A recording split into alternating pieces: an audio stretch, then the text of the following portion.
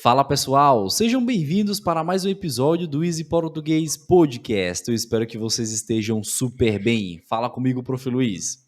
Fala, professor Luan, excelente. Todos os episódios da semana, todos os episódios do podcast sempre são muito bons. Esses dessa semana em especial eu gostei muito. E para finalizar a semana, a gente tem esse episódio sobre CELPE-BRAS, verdade que é uma prova que ocorre 2 vezes ao ano no Brasil. Bom, não somente no Brasil, em vários países, verdade que o Brasil tem ali um certo contato.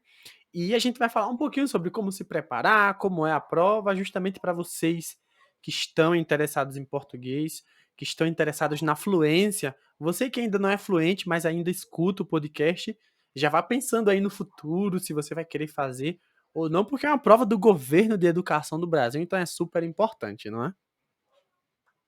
Perfeito. Essa prova é uma das, talvez a mais, talvez não, é a mais importante, na verdade, no que diz respeito ao português como língua estrangeira, porque vai te dar a certificação que te dará a possibilidade de atestar que você realmente fala português oficialmente para o governo brasileiro em universidades e em várias outras instituições. Então, essa é a prova da sua vida no que diz respeito ao português como língua estrangeira.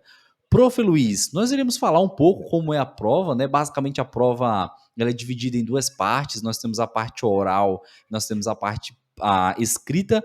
A prova, como qualquer outra prova de idiomas que ateste que você realmente é fluente, ela vai tentar avaliar as 4 habilidades. Então, se você estuda português, é muito importante que você estude, né?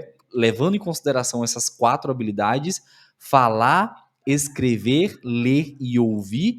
A prova basicamente é dividida em duas partes. Nós temos a parte oral, que tem 20 minutos. Nos primeiros 5 minutos, você vai conversar com o avaliador, ele vai te fazer perguntas sobre, sobre o que você colocou no momento da inscrição, né? Então você coloca algumas informações pessoais, ele vai conversar com você, te fazer algumas perguntas sobre essas informações, e é o momento que você vai quebrar o gelo, que você vai relaxar um pouco mais, e depois nós temos os outros 15 minutos em que você vai realmente ver elementos, 3 elementos provocadores, né, nesses 15 minutos que serão divididos em 3 partes, e logo em seguida você irá discutir, ele vai te fazer perguntas e você vai falar sobre esses elementos provocadores, beleza? E depois nós temos a parte escrita. Na parte escrita você vai ter áudio, vai ter vídeo, em que você terá a oportunidade de ouvir 2 vezes cada um deles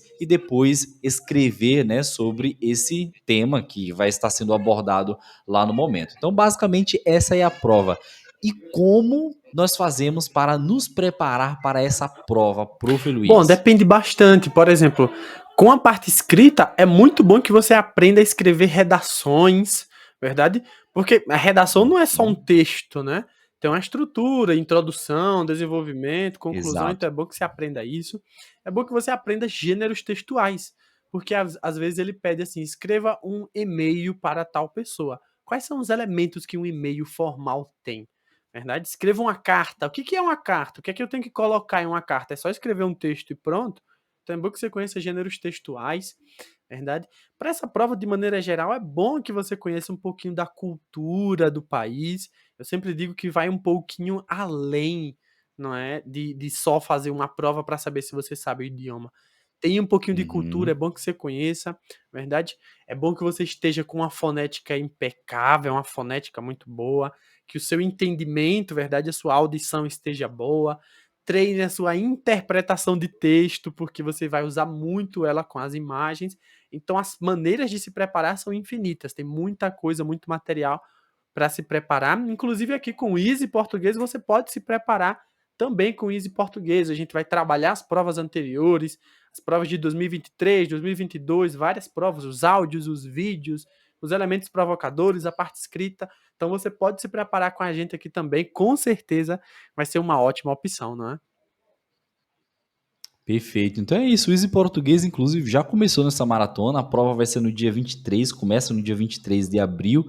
Então nós já começamos a preparar. Se você deseja, se você também está nesse caminho, a esse objetivo, procure o Easy Português Podcast, porque nós iremos, não o Easy Português Podcast, mas o Easy Português de maneira geral, né?